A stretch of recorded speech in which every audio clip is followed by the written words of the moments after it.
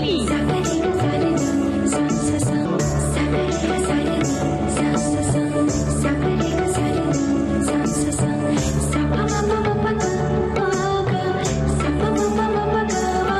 सखी सहेली।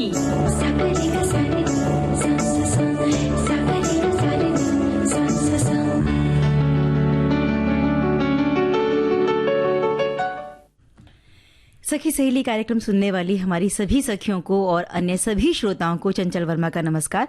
आरती आपको भी नमस्कार। चंचल जी आपको और सभी सखियों को, सभी सखाओं को आरती श्रीवास्तव का नमस्कार।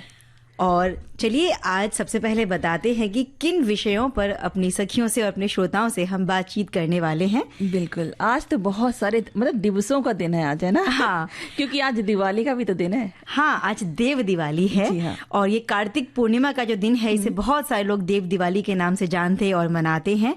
और इसी दिन होता है पुष्कर मेले का भी समापन दिवस और आखिरी दिन होता है पुष्कर मेले का। और बहुत बड़ा मेला होता है जहाँ बहुत सारे तरह तरह के पशु आपको देखने को मिले, क्योंकि पशु मेला है। सिर्फ भारत से नहीं बल्कि विदेशों से भी लोग देखने के लिए आते हैं इस मेले को। सिर्फ खरीद फरोख्त के लिए नहीं, यहाँ पर लोग सिर्फ इस मेले को देखने के लिए जहाँ जो हलचल होती है ना, जी हाँ, उसका आनंद लेने भी आते हैं। मेले के नाम से जहाँ मेला नाम ले लो ना, वहाँ पे तो फिर लगता है कि ना पता नहीं क्या क्या चीजें, बढ़िया बढ़िया चीजें होंगी, देखने लायक होंगी। और वो जो घरेलू चीजें होती हैं जैसे कि अपने हथकरघा की तरीके की चीजें होती हैं, लोकल चीजें होती हैं ना, वो वहाँ पे बहुत अच्छी तरीके से। और ऐसे ही मेले जैसे भीड़ भाड़ जो गुरुद्वारे हैं आज वहां भी लगी हुई है, क्योंकि आज गुरु नानक जयंती हम मना रहे हैं। जी हाँ। और सुबह से ही वो प्रभात फेरी और वो जो गुरबानी का जो आयोजन है वो चल रहा है। और लंगर लगते हैं, कितना अच्छा वो जो खाना खाया जाता है ना, स्वाद है ना लंगर का। और सब एक साथ एक बैठ के खाते हैं जमीन पे, कोई किसी में भेदभाव नहीं कि कौन क्या है, सब और सब सेवा भी देते हैं उसमें। बहुत इसी तरह से एक और खास दिन है आज है, जो है विश्व सुनामी जागरूकता दिवस। इसके बारे में भी बात होगी। इसके अलावा बहुत सारी बातों में जब वाद विवाद में हम फंस जाते हैं, खास तौर पे रिश्तों के बीच जब वाद विवाद आ जाता है, चाहे वो रिश्ता भाई बहन का हो, सास बहू का हो, पति पत्नी का हो, दोस्तों का हो, बिल्कुल दोस्तों का हो, या हम आपस में कलीग ही क्यों ना हो, हाँ, वो भी बहुत विवाद तो किसी भी रिश्ते में हो सकता है। उसके लिए कोई बिल्कुल वो रिश्तों को तोड़ देता है, उनमें खटास ले आता है। तो इसलिए विवाद से अगर बचेंगे, विवाद ले आता है दरार। हाँ, तो रिश्तों में जो मिठास है वो हमेशा बनी रहेगी। और जो जरा याद करो कुर्बानी का सेगमेंट है, इसमें स्वतंत्रता सेनानी को हम याद करते हैं। बिल्कुल, और हम आज याद करेंगे तिरुपुर कुमारन को, तो उनके बारे में हम आज जानकारी प्राप्त करेंगे।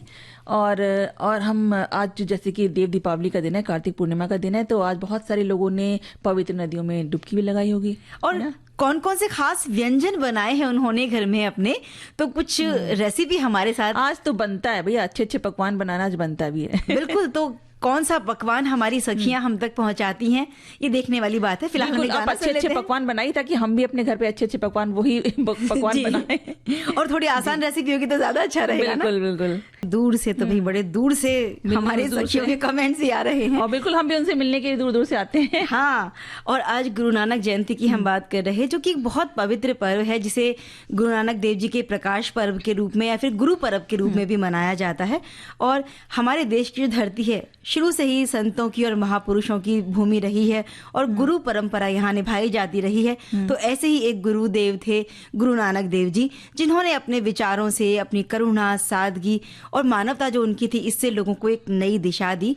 और ये जो पर्व है बहुत श्रद्धा, भक्ति और सेवा भाव के साथ मनाया जाता है। जैसा तुमने भी कहा ना कि लोग वहाँ सेवा भी देते हैं गुरुद्वारों में अपनी, तो सेवा भाव से मनाया जाता है। बिल्कुल, और हर साल ये दिन कार्तिक पूर्णिमा के अवसर पर आता है। इस दिन देश भर के गुरुद्वारों में विशेष सजावट की जाती है और गुरुद्वारों में नगर कीर्तन, कीर्तन दरबार और लंगर सेवा का आयोजन किया जाता है। श्रद्धालु प्रभात फेरी भी निकालते हैं और गुरु नानक जी के उपदेशों को याद करते हुए जीवन में सादगी, दया और सेवा का संदेश अपनाते हैं। ये गुरु नानक जी के समानता और सेवा के संदेश का प्रतीक है।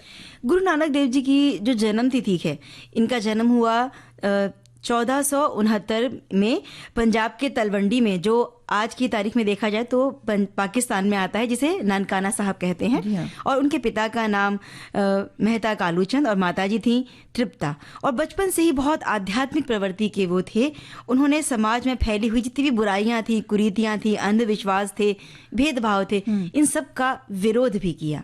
बिल्कुल। और गुरु नानक देव जी ने अपने जीवन में 4 बड़े यात्राएं की थी, जिन्हें उदासियां कहा जाता है। उन्होंने एकता, समानता, सेवा और प्रेम का संदेश दिया।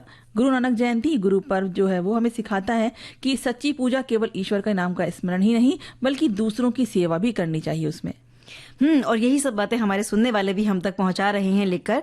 और गुरु नानक देव जी जो थे, उन्होंने कहा था कि ना कोई हिंदू है, ना मुसलमान है, सब सिर्फ इंसान है। और गुरु नानक देव जी ने ही हमें सिखाया कि ईश्वर एक है और वो हर जीव में विद्यमान है। उनका एक जो बहुत संदेश है वो बहुत प्रसिद्ध है, एक ओमकार सतनाम कर्ता पुरख निर्भो निर्वय। और आज भी ये मानवता और एकता का पाठ हमें पढ़ाता है, ये जो प्रार्थना है। जी हाँ। और उन्होंने जात पात, ऊंच नीच और भेदभाव के खिलाफ आवाज उठाई और सत्य, कर्म और भक्ति के मार्ग को जीवन का आधार बताया। गुरु नानक जयंती सिर्फ एक धार्मिक पर्व नहीं, बल्कि आत्मा की शुद्धि और मानवता के प्रति जागृति का भी दिन है।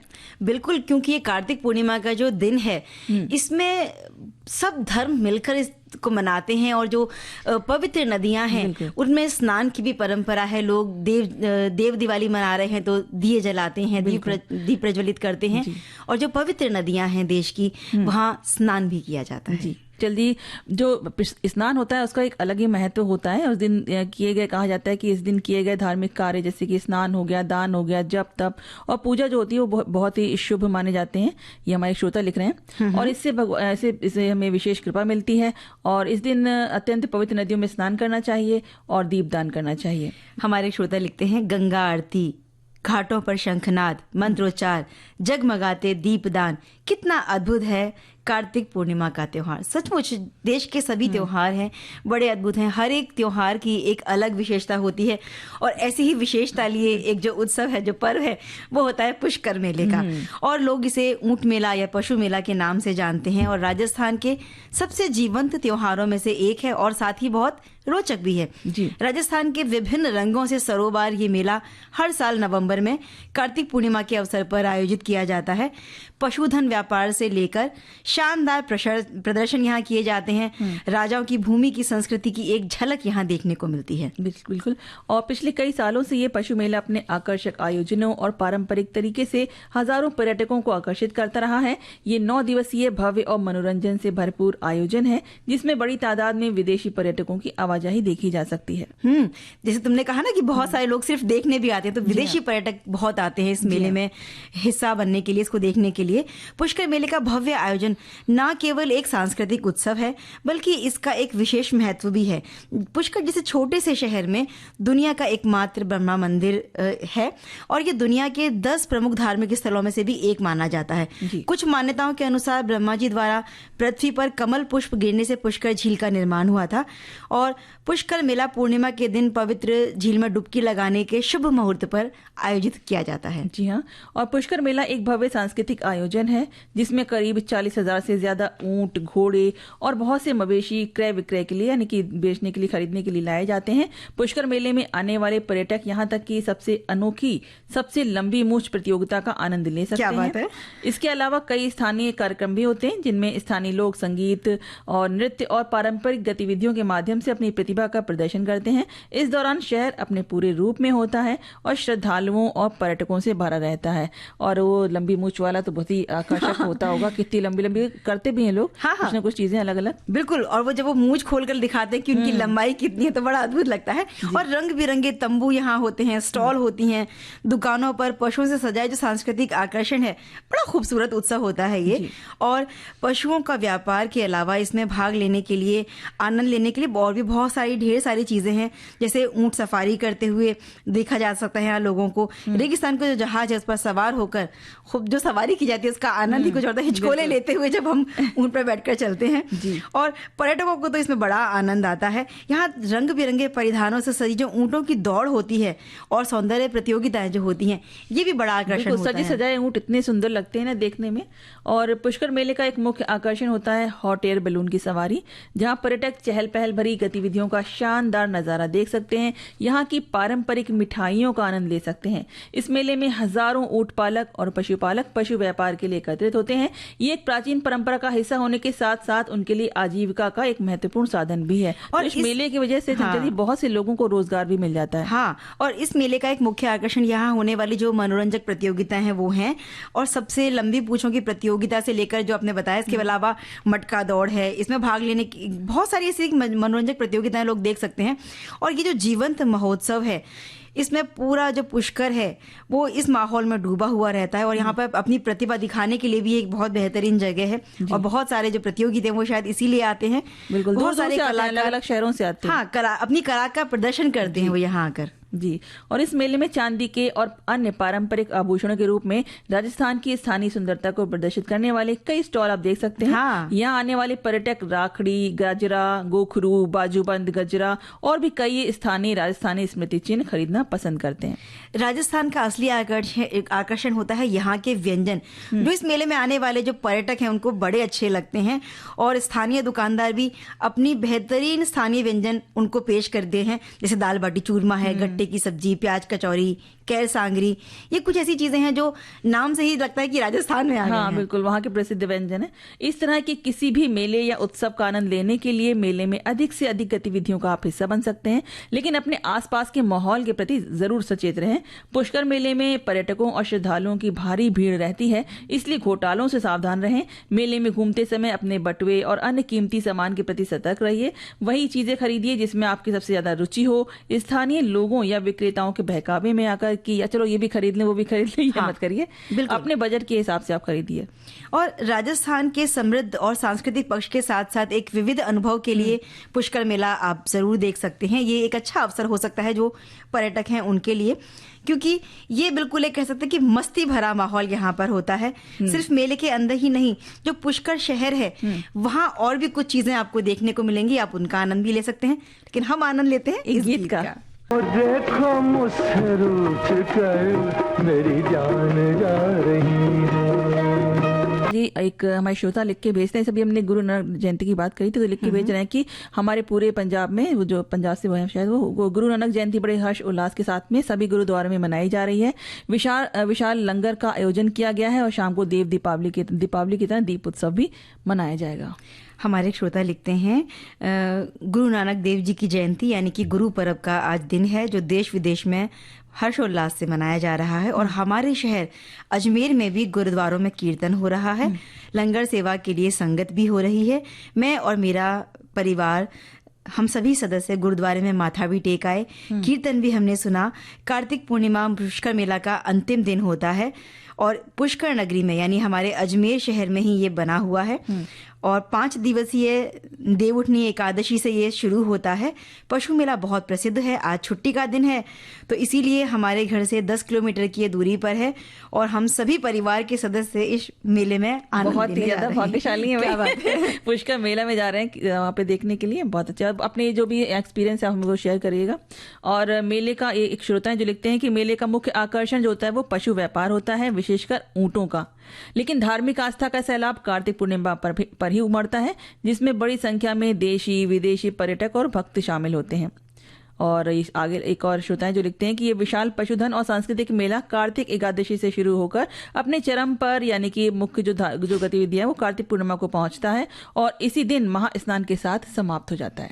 और इस तरह के जो भी उत्सव होते हैं ना, बहुत सारी पौराणिक और धार्मिक कथाओं से भी इनको जोड़ा जाता है। तो हमारे एक श्रोता ने लिखा है कि इस दिन विष्णु ने मत्स्य अवतार लिया था और शिव ने इसी दिन त्रिपुरासुर नामक राक्षस का वध भी किया था।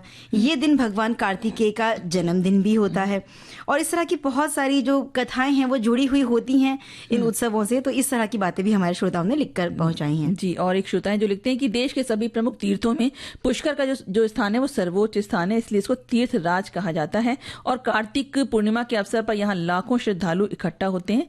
और एक और श्रोता है जो कहते हैं कि इस दिन गंगा नदी में कार्तिक पूर्णिमा के दिन स्नान करने से पूरे वर्ष स्नान करने का फल मिलता है, कि आप पूरे वर्ष में ना करके भले एक दिन ही कर लीजिए। कार्तिक पूर्णिमा के दिन तमिलनाडु में अरुणाचलम पर्वत की 13 किलोमीटर की परिक्रमा की जाती है, और सब पूर्णिमा में से ये सबसे बड़ी परिक्रमा कहलाती है। लाखों लोग यहाँ आकर परिक्रमा करके पुण्य कमाते हैं। अरुणाचलम पर्वत पर कार्तिक स्वामी का आश्रम है, वहां उन्होंने स्कंद पुराण का व्याख्यान लिखा था। चलो अब एक गीत सुन लेते हैं। सखी सहेली कार्यक्रम में अभी वक्त हो चला है एक अंतराल का।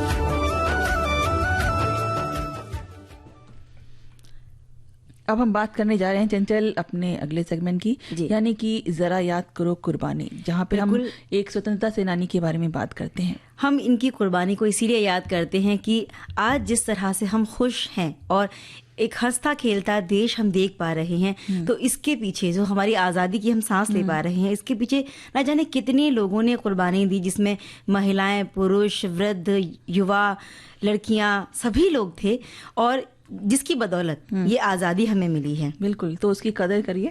बिल्कुल जी। तो आज हम बात करने जा रहे हैं तिरुपुर कुमारन जी की। और हम सभी जानते हैं कि स्वतंत्रता हमें ऐसे ही नहीं मिल गई है, बल्कि भारत की स्वतंत्रता के लिए कई लोगों ने अपनी जान न्यौछावर कर दी। इनमें से एक स्वतंत्रता सेनानी है तिरुपुर कुमारन। और तिरुपुर कुमारन का जन्म हुआ था 4 अक्टूबर 1904 में मुदलियार चिन्नमलाई, जो वर्तमान में इरोड तमिलनाडु है, उसमें हुआ था। इनका पारिवारिक व्यवसाय हथकरघा बुनाई यानी हैंडलूम्स का था। कुमारन ने 5वीं कक्षा तक ही पढ़ाई की थी, उसके बाद उन्हें पढ़ाई छोड़नी पड़ी क्योंकि उनका परिवार उनकी शिक्षा का खर्च नहीं उठा पा रहा था। और 19 साल के जब वे हुए तो इस उम्र में परिवार द्वारा शादी का बहुत दबाव था, तो बस उस दबाव को मानते हुए उन्होंने भी शादी कर ली। इसके बाद कताई मिल में उन्होंने एक सहायक के तौर पर काम करना शुरू किया, और देश में जो स्वतंत्रता आंदोलन चल रहा था उससे वो बहुत ज़्यादा प्रभावित थे, और इसके बाद में गांधी जी के सिद्धांतों और उनके विचारों से प्रभावित होकर उनके द्वारा घोषित प्रदर्शन में उन्होंने शामिल होना शुरू कर दिया था। जी। और इस प्रकार देश के प्रति और स्वतंत्रता संग्राम के लिए उनका निश्चय और दृढ़ होने लगा। इस प्रकार क्रांति में बढ़ता उनका योगदान देखकर उनका परिवार बहुत चिंतित था। कुमारन के परिवार के सदस्य अक्सर ही उनसे मिलने आया जाया करते थे और उन्हें आंदोलन में भाग न लेने के लिए समझाते थे। कुमारन के परिवार को उनकी जान को लेकर बहुत चिंता थी। वो नहीं चाहते थे कि कुमारन पर किसी भी प्रकार से उनकी जान को खतरा हो, लेकिन कुमारन ने अपने परिवार की भी नहीं सुनी और वो भारतीय स्वतंत्रता संग्राम में सक्रिय रूप से भूमिका निभा रहे थे।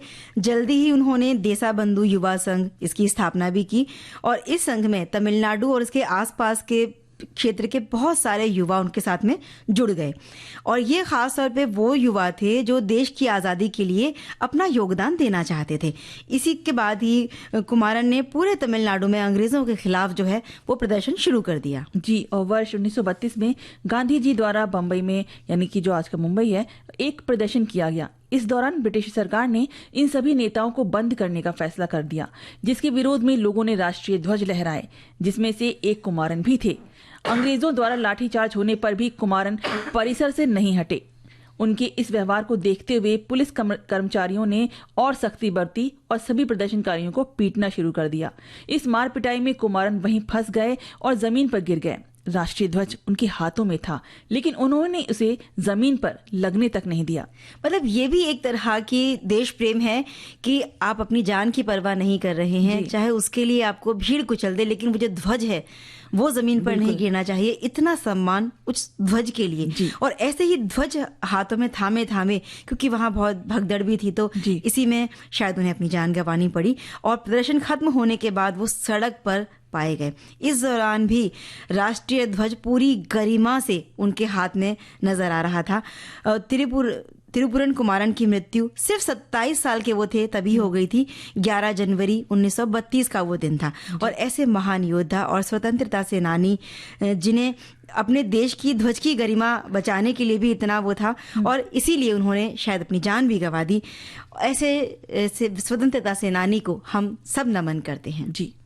अब हम कुछ रिश्तों की बात कर लेते हैं, रूठने मनाने की बात कर लेते हैं, विवादों की बात कर लेते हैं। भाई जब विवाद होता है, झगड़ा बनता है, तब रूठने मनाने की बात आती है, लेकिन विवाद हो ही ना तो रूठने मनाने की बात भी नहीं आएगी। बिल्कुल, विवाद कुछ ऐसी चीज कहिए मत जिसकी वजह से विवाद हो जाए। हाँ बिल्कुल, कभी लगता हो ना कि विवाद हो सकता है इस बात पर, और विवाद तब होता है जब दो लोग परस्पर एक साथ बात किए जाते हैं, जवाब दिए जाते हैं, तो वहीं अगर एक कोई भी समझदारी दिखाते हुए चुप्पी ले ले या उस समय के लिए शांत हो जाए तो वो विवाद वहीं खत्म हो जाता है। कुछ समय के बाद जब वो बात शांत हो जाती है, तब आप अगर सामने वाले को समझाएंगे तो उस वक्त जब वो क्रोधित कि नहीं है, तब शायद उस बात को समझ सके कि शायद ये बिना बात के विवाद की बात हो सकती थी। जी हाँ, और विवाद आपका होगा ही नहीं, आगे बढ़ेगा ही नहीं। और तो हमारे श्रोता लिखते हैं कि बिना सोचे समझे जवाब देना या गुस्से में कुछ ऐसा कह देना जो बाद में पछतावे का कारण बने, ये अक्सर आग में घी का काम करता है।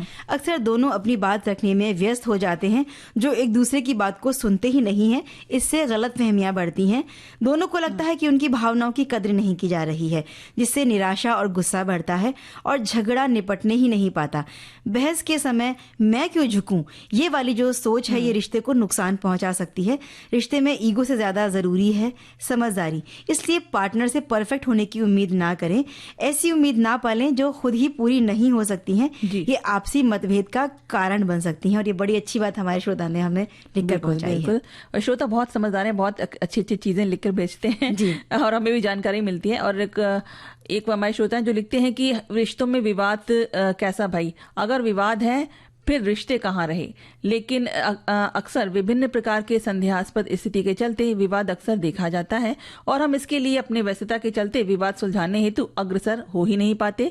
दूर के तो दूर ये विविध विवाद आश्चर्य तो तब होता है कि नजदीकी रिश्तों में भी देखे जाते हैं और हम सभी इससे बचते रहना ही सोचते हैं। तो मतलब ये रहता है ना, कभी कभी ऐसा होता है ना कि हम आपस में जब एक घर के अंदर रहते हुए हम अक्सर विवाद तो हो जाता है, लेकिन उसको सुलझाने की तरफ नहीं आगे बढ़ते हैं। सोचते चलो कल देखा जाएगा, परसों देखा जाएगा, टालते जाते हैं और टालने की वजह से जो गुस्सा है ना वो बढ़ता चला जाता है। बिल्कुल, और जो तनाव है या दूरियां हैं रिश्तों में वो बहुत ज्यादा बढ़ जाती हैं। जी बिल्कुल। तो हमारे श्रोता का संदेश है कि रिश्तों में विवाद से बचने के लिए शांत और सम्मानजनक तरीके से बात करें, एक दूसरे की भावनाओं को समझने की कोशिश करें और समाधान पर ध्यान केंद्रित करें। इसके अतिरिक्त झगड़े के बीच में थोड़ा सा उस माहौल से अपने आप को हटाना और बाद में शांत होकर करना भी फायदेमंद हो सकता है। रिश्ते में सकारात्मकता को बनाए रखना और एक दूसरे के प्रति आभार व्यक्त करना भी बहुत जरूरी है। मेरा ये मानना है कि हर रिश्ते में मैं को पीछे छोड़कर हम के साथ अगर आगे बढ़ें तो संभावना है कि हर रिश्ते में विवाद कम हो सकता है। वैसे जिंदगी में हम हैं तो विवाद तो होते ही रहेंगे, लेकिन विवाद सुलझाना भी हमारा ही काम है और रिश्ते को बचाना भी हमारा ही काम है। बड़ी अच्छी बात लिखी है। बिल्कुल। और एक श्रोता है कि जो कहते हैं कि एक समय परिवार और मित्रता के बंधन इतने गहरे होते थे कि छोटी मोटी नाराजगी को परस्पर संवाद, सहानुभूति और क्षमा के माध्यम से हल कर लिया जाता था। आज की सोच में व्यक्तिगत संबंधों को भी एक प्रकार का व्यापार माना जाने लगा है, जहां भावनात्मक निवेश का प्रतिफल न मिलने पर संबंध खत्म कर दिए जाते हैं। सहनशीलता, संवाद और क्षमा का गुण अपनाकर हम संबंधों को मजबूत बना सकते हैं। हमें ये प्रयास करना चाहिए कि किसी भी असहमति के बावजूद संबंधों का ताना बाना टूटे नहीं। और हमारा जो प्रोग्राम है इसमें बातचीत के साथ साथ गीत है, तो ये भी एक ताना बाना है, ये नहीं टूटना चाहिए। गीत का ताना और बात कर लेते हैं। एक और हमारे श्रोता की जो लिखते हैं कि रिश्तों में विवाद या मतभेद होना, इसके कई अलग अलग कारण हो सकते हैं, जैसे कि एक दूसरे के बीच संचार की कमी, रूबरू मुलाकात की कमी, अपेक्षाओं में अंतर। इस अंतर को दूर करने के लिए अंतर्मन में सोचना जरूरी है कि ये विवाद हुए ही क्यों, उसका निराकरण कैसे हो। जब बहस गर्मा गर्म हो जाए तब उसे ठंडा करने के लिए शांत होकर थोड़ा समय ब्रेक ले लेना चाहिए या रिपेयर रिचुअल अपनाना मददगार हो सकता है। इसके लिए खुलकर बात करें, एक दूसरे की भावनाओं को समझने का प्रयास या मतभेद या मनभेद का निराकरण करें। अभद्र भाषा या शब्दों का इस्तेमाल बिल्कुल ना करें, बल्कि और बाहरी लोगों के हस्तक्षेप या दखलंदाजी से दूरी बनाए रखें। ऐसे ही हमारे एक और श्रोता हैं जिन्होंने बड़ी अच्छी बात लिखी है। वो लिखते हैं कि एक परिवार के अलग अलग व्यक्तित्व के लोग उसमें रहते हैं, जिनकी पसंद नापसंद, जीने का तरीका एक दूसरे से अलग हो सकता है। कई बार उनके बीच वैचारिक मतभेद भी हो जाते हैं। इसके कारण परिवार के सदस्यों में अनबन होना एक सामान्य सी बात होती है। परिवार में कई बार लड़ाई झगड़े होना भी आम बात होती है, लेकिन हद से ज्यादा या आए दिन परिवार में अगर कलह होने लगे तो इसे गंभीरता से जरूर लेना चाहिए। अक्सर जो बड़े होते हुए बच्चे हैं, उनका अपने भाई बहनों के साथ या परिवार के अन्य सदस्यों के साथ कुछ बहसबाजी हो जाती है। पति पत्नी के बीच भी कई बार नोक झोंक या कुछ लड़ाई झगड़ा वाद विवाद हो सकता है। परिवार के अन्य सदस्यों के बीच विवाद होने लगे तो इसका हल निकालने के बारे में जरूर सोचें, और इस तरह के झगड़ों को, विवाद को कम करने के लिए बहुत जरूरी है कि रिश्तों में सुधार लाया जाए और सदस्यों के बीच की नजदीकियों को बढ़ाया जाए। बहुत सही कहा है। और एक और श्रोता है जो कहते हैं कि रिश्तों में विवाद से बचने के लिए खुला और ईमानदार संचार करें, एक दूसरे की बातों को सुनें और अत्यधिक उम्मीदें ना पालें। समस्याओं को नजरअंदाज करने या टालने की बजाय उनका सामना करें और समाधान खोजने के लिए मिलकर काम करें। अपनी भावनाओं और जरूरतों को स्पष्ट रूप से साझा करने के लिए मैं कथनों का प्रयोग करें और पिछली बातों को, गलतियों को वर्तमान के मुद्दे में बिल्कुल मत लेकर आएं। और इसी तरह से आज कुछ खास दिन भी हम मना रहे हैं। बहुत सारे विवाद की तो हमने बात की, लेकिन विश्व सुनामी जागरूकता दिवस भी आज हम मना रहे हैं, जो कि 5 नवंबर को हर साल इसका आयोजन किया जाता है। जापान को इस दिवस की शुरुआत का श्रेय दिया जाता है, क्योंकि इस देश ने बार बार सुनामी के भयंकर अनुभव हैं उनका सामना किया है। जी, और पिछले कुछ वर्षों में जापान ने सुनामी की पूर्व चेतावनी, जन कार्रवाई और इस आपदा के बाद बेहतर पुनर्निर्माण जैसे क्षेत्रों में महत्वपूर्ण विशेषज्ञता भी हासिल की है, ताकि भविष्य में इसके प्रभावों को कम किया जा सके।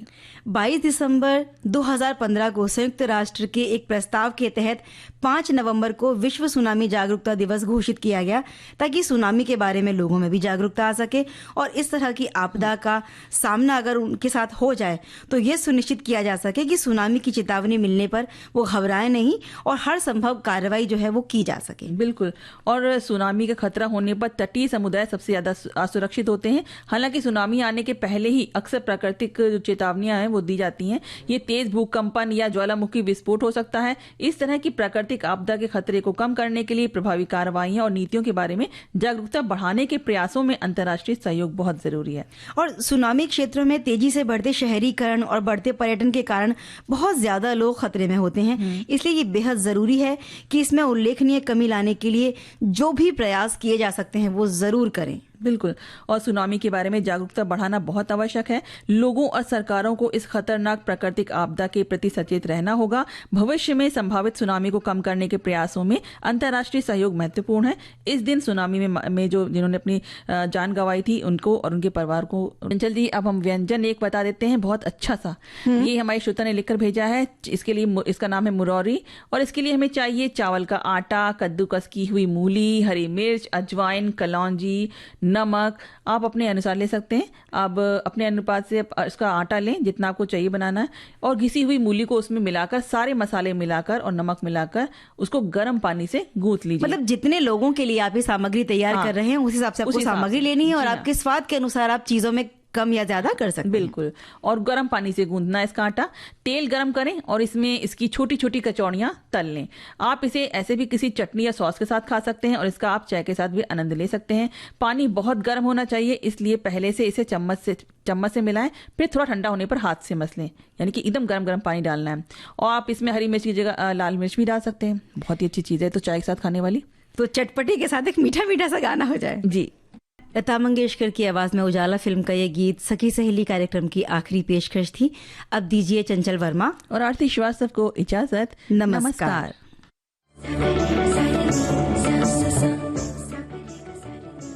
सखी सहेली कार्यक्रम की प्रस्तुत करता है अनुश्री पाठक।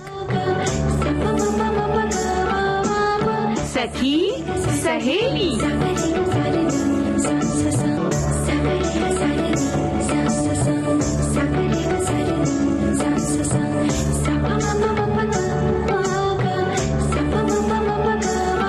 सखी सहेली।